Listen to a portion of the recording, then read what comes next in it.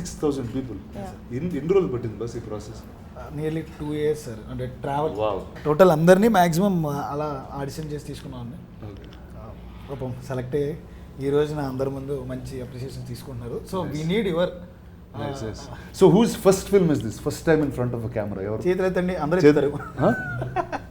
Okay, చెప్పండి మీ experience చెప్పండి first. Let's start with you all. ఒక 200 మంది క్రౌడ్ ఉంటారు కాలేజ్లో. నా ఫస్ట్ సీన్ అది ప్యాక్ అయిపోయింది. ఈయన వచ్చి నువ్వు చేయగలవు ఈయన మోటివేషన్ భలే ఉంటుంది. నార్మల్గా ఉండదు ఈయన మోటివేషన్. నువ్వు చేస్తున్నావు వెళ్ళిపోతారు అంతే. ఓకే రెడీ అంటారు. కానీ చాలా థ్రిల్లింగ్ ఉంది ఫస్ట్ ఎక్స్పీరియన్స్. అది మాటలో చెప్పలేం. యాక్చువల్గా ఫస్ట్ డే ఒక మానిటరీ షాట్ అయిన తర్వాత ఫస్ట్ సీన్ నాదే అనమాట. వీళ్ళందరిలోనూ ఫస్ట్ కెమెరా ఫేస్ చేసింది నేనే. యాక్చువల్లీ నా డెబ్యూ ఇది. ఇంతకుముందు ఇంత పెద్ద కెమెరా నేను ఫేస్ చేయాల. ఏదో చిన్న చిన్న షార్ట్ ఫిల్మ్స్ ఒకటి రెండు ఫెయిల్ అవి కూడా.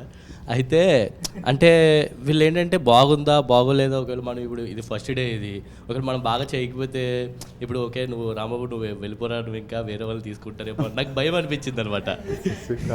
కానీ వంశన్ నా తర్వాత ఈవినింగ్ అలాగా బాగా చేసావు అని అనేసరికి ఓకే బాగానే చేశానేమో, ఉంటానా లేదని నాకు డౌట్. సెకండ్ అయితే మాత్రం నిజంగా నాకు డౌట్ అన్నా.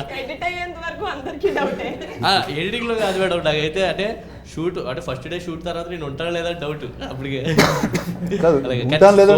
అందరూ హెడ్ నాట్ చేశారు. అవునవును, మాకు కూడా అదే ఫీలింగ్ అన్నట్టు. వీళ్ళందరికీ తెలిసి కొంచెం మీరెందుకు నాట్ చేశారు అందరికన్నా ఎక్కువ? టెన్షన్ ఉంది చెప్పండి. అంటే ఉంటుంది కదా సార్, కొంచెం ఎడిటింగ్లో నాకు డౌట్ ఉంటానా అనేసి. సో ఇట్స్ యాక్చువల్లీ జస్ట్ అండి ఇంత క్యారెక్టర్ నేను డౌట్ ఫీల్ అవుతాను. నేను ఎంత చెప్పను యాక్చువల్గా 11వ ఒకళ్ళిద్దరు పోతారేమో ఎడిటింగ్లో అని చెప్పి నేనైతే అనుకున్నాను. అంటే చాలా పోతారు డైరెక్ట్ క్యారెక్టర్ సీన్లు కూడా కాదు. అంటే మామూలుగా వింటాం కదా మేడం కొన్ని ఫ్రెండ్స్ సర్కిల్లో వాళ్ళు ఏంటంటే ఒక 10 days షూట్ చేసి ఉంటారు కానీ నా క్యారెక్టర్ లేదంటారు తర్వాత. అటువంటివి వింటాము. సో నేను చేశాను ఆ సినిమాకి, కానీ అందులో నేను ఉండను. నాది కూడా ఉండాలంట సినిమా అంజీ. ఓ అవునా? వన్ ఆఫ్ ద కిడ్ నేనే అందులో. తర్వాత సినిమాలో తీసేశారు, ఇంకో పిల్లల్ని పెట్టుకున్నారు. అలాగే సార్, అలాగే కొంచెం భయం అనిపించింది. కానీ సెకండ్ డే థర్డ్ డే అలాగే కొంచెం అందరూ సపోర్ట్ మోటివేషన్ ఇంకా ఆయన దాన్ని బట్టి ఇంకా సపోర్ట్ బట్టి ఇంకా సరే కాన్ఫిడెన్స్ వచ్చింది అంతే. సో బాస్ ఇప్పుడు ఇటు సినిమా రిలీజ్ అయిపోయింది. సో ఇంకా సీక్రెట్స్ ఏం అక్కర్లేదు. సో నా tell me about your story. నీ కథ ఏంటి, ఎలా ఎంచుకున్నావు, ఎందుకు ఈ కథ చెప్పావు, అసలు వై? అంటే నా లైఫ్ అనుకుంటే ప్రతి కుర్రోడు ఊళ్ళో ఉన్న ప్రతి కుర్రోడు లైఫ్ అనమాట. వాళ్ళ 30 ఏళ్ళలో వాళ్ళు ఏమేమి చేశారు, వాళ్ళ ఫ్రెండ్షిప్, వాళ్ళ 11 మంది మధ్యన friendship, at the same time 18 years వరకు వాళ్ళకు ఉన్న ఇన్నోసెన్స్. అంటే మనకి 90s టైంలో మనం చేసిన ఆటల దగ్గర నుంచి ఎంత నాటీగా ఉండేవాళ్ళమో అలా చూపిస్తూ 18 yearsకి ఎప్పుడూ రాంది. ఇప్పుడు అందరూ చూస్తున్నట్టుగా దీంట్లో ఒక సిస్టమ్ గురించి మాట్లాడడం. 18 years వరకు గుర్తురాని ఒక క్యాస్ట్ సిస్టమ్ మరి రిజర్వేషన్ సిస్టమ్. అది 18 years అప్పుడు మనం చదువుకునే టైంలో వస్తుంది. అది కూడా ఎంసెట్ టైంలో ఎగ్జాక్ట్గా. అప్పటి వరకు అసలు అవసరమే లేని 11 మందికి అవసరమైన ఒక పాయింట్ని జస్ట్ మేము టచ్ చేసాం అనమాట. దానికి మంచి అప్లాస్ వస్తుంది. ఇప్పుడు టుక్ ఇన్స్పిరేషన్ ఫ్రమ్ జయప్రకాష్ నారాయణ గారు ఆ పాయింట్కి. అంటే రిజర్వేషన్లో కొన్ని లూప్ హోల్స్ ఉంటాయి. దానివల్ల సిస్టంలో కొన్ని థింగ్స్ వల్ల ఇమ్మెచ్యూరిటీ ఉన్న 18 years ఏజ్లో వాళ్ళకి తెలియని వయసులో వాళ్ళ మధ్య వచ్చిన మనస్పర్ధ ఒక ఊరినే విడదీయడానికి కారణమవుతుంది. ఆ ఇమ్మెచ్యూరిటీలో వాళ్ళు తీసుకునే నిర్ణయాలు మన ఊళ్ళో పర్టికులర్గా మన సినిమాలో 12 సంవత్సరాల తర్వాత జాతర జరుగుతుంది సార్. ఒక్కొక్క 12 సంవత్సరాలకు ఒక్కోసారి జాతర జరుగుద్ది. ఫస్ట్ వీళ్ళకి 6 సంవత్సరాల తర్వాత ముందు జరుగుద్ది. అంటే 6 సంవత్సరాలు ఉన్నప్పుడు జరుగుద్ది. మళ్ళీ 18 సంవత్సరాలు జరుగుద్ది. ఊళ్ళో వీళ్ళు ఎవరైనా గొడవ పడితే కొట్టుకోవడానికి ఒక ప్లేసు, ఒక ప్లాట్ఫామ్ కావాలి, క్రియేట్ చేసుకోవడం అంటారు వీళ్ళు కుర్రోళ్ళు. కరెక్ట్గా అదే టైంకి వీళ్ళు ఎప్పుడైతే ఈ రిజర్వేషన్ మీద డిబేట్ అయ్యి గొడవ పడతారో, ఆ గొడవ పడిన వితిన్ వన్ వీక్లోనే జాతర మొదలవుతుంది. ఈ గొడవ పడిన వాళ్ళు ఆ జాతరలో కొట్టుకుని ఊరు మొత్తాన్ని విడదీస్తే చాలా క్లియర్గా నీట్గా ప్లాట్ చెప్పారు. I think you're one of the nicest people who told the plot so well. So చెప్పండి sir, let's start from you there. Let's talk about your character and ఏంటి అసలు ఈ సినిమాలో. సందీప్ అన్న, నేను దీనిలో ప్లే చేసిన రోల్ ఒక లీడర్ రోల్ అన్న. మీరు చెప్తే నవ్వు నేను ఈ లీడర్ రోల్ ప్లే చేస్తాను తెలిసినట్టు మీ మూవీ చాలా ఎక్కువ సార్లు చూసామండి.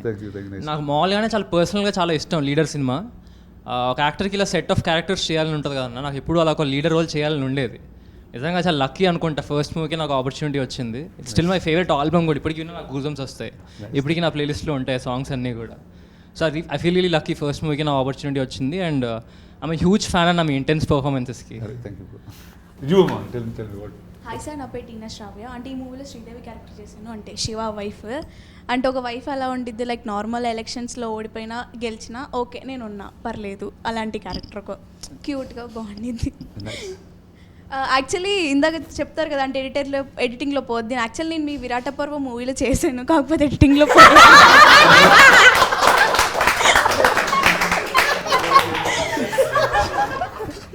అది ఇట్స్ అ ఫుల్ సర్కిల్. ఎందుకే క్వశ్చన్ అడిగింది? యా హాయ్ అన్న, నా పేరు ఈశ్వర్. ఇందులో విలియం అనే క్యారెక్టర్ చేశానన్న. పక్కా మాస్ క్యారెక్టర్, చాలా అంటే అల్లరి చిల్లరి చిల్లుండే క్యారెక్టర్ అది చేశాను. నీ డైలాగ్ చెప్పు ఒకసారి, సినిమాలో డైలాగ్ బాగుంటుంది అన్న. Go for it. అంటే నన్ను నా ఫ్రెండ్ గట్టి రచ్చగొడతాను అనమాట. లవ్ చేస్తుంది, దాన్ని ఎలా సెట్ చేయాలరా అంటే ఇడు ఒక ఐడియా ఇస్తాడు, ముద్దు పెట్టారు లైన్ అయిపోద్దని. నేను అది చాలా డీప్ సీరియస్గా తీసుకుని వెళ్ళి నా కో యాక్టర్ తనకి ముద్దు పెట్టేసే లైన్ అయిపోయింది, ముద్దు పెట్టేసే లైన్ అయిపోయింది అంటాను. అలాగా ఒక చిన్న క్వశ్చన్, అలా మీ ఫ్రెండ్స్ గ్యాంగ్లో ఎవరన్నా లవ్ చేస్తున్నారా అంటే పిచ్చి పిచ్చి ఐడియాలు ఇచ్చి మిమ్మల్ని ఎవరన్నా మీ ఫ్రెండ్స్ గ్యాంగ్ ముందుకు తోసి చేసేవాళ్ళు ఉన్నారన్న? ఇప్పుడు ఆ డేస్ లోకి వెళ్ళాలంటే మరి చాలా రోజులు అయిపోయింది అసలు, మర్చిపోయాను అసలు. ఆ ఎపిసోడ్ ఆఫ్ మై లైఫ్ గుర్తురావట్లేదు నాకు. బట్ ముద్దు పెడితే కడుపు వచ్చేస్తుంది అన్న ఆ థింగ్ మీకు తెలుసా అన్న?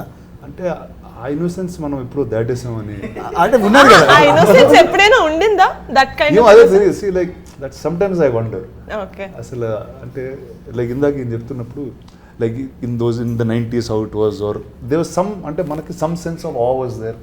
కొత్త ఏదో చూసి చిన్న సర్ప్రైజ్ అవుతాం, లేకపోతే ఎక్సైట్ అవుతాం. I think today that innocence is gone. I don't know if it's gone in the generation or it's just gone over time. It's the generation. It's the generation Yes. అంటారు. So there is no more wonder and all. Yeah. So I think నాకు కూడా I think I was in that, I just jump to another boat fast. నా పేరు